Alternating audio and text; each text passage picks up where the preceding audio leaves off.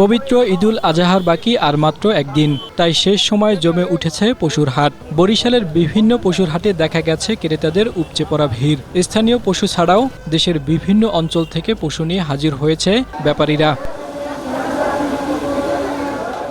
৬০,০০০ টাকা থেকে শুরু করে ৬ লাখ টাকা দামের পশুও রয়েছে এ হাটে। তবে ৭০,০০০ টাকা থেকে ১,২০,০০০ টাকা দামের পশুর কেনাবেচা সবচেয়ে বেশি। ক্রেতারা বলছেন, গত বছরের তুলনায় এ বছর পশুর দাম ১০ থেকে ১২,০০০ টাকা বাড়তি। তবে যারা বাজেটের মধ্যে পশু পছন্দ করতে পারছেন তারা কিনে নিয়ে যাচ্ছেন। এখানে সমস্যাটা একটা হচ্ছে, এখানে গরুর দাম অনেক বেশি।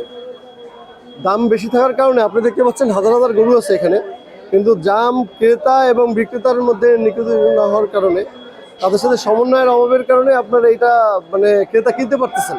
এদিকে শেষ পর্যায়ে এসে কিছুটা বেশি দামে গরু বিক্রি করতে পেরে খুশি অনেক ব্যবসায়ী। গত বছর আমি অত বেশি গরু আনতে পারি না, এবার 13টা গরু আনছি। আল্লাহর ইচ্ছায় বেচা বিক্রি ভালো, এই যাবত হলো 8টা গরু বিক্রি করে ফেলেছি। প্রাণী অধিদপ্তরের তথ্য মতে এ বছর বরিশাল বিভাগে কুরবানিযোগ্য পশু রয়েছে ৪,৬৮,৪৪৫টি, যেখানে চাহিদা রয়েছে ৪,৭৮৩টি পশুর। ফলে চাহিদার তুলনায় ৬৭,৬৬২টি পশু উদ্বৃত্ত থাকবে।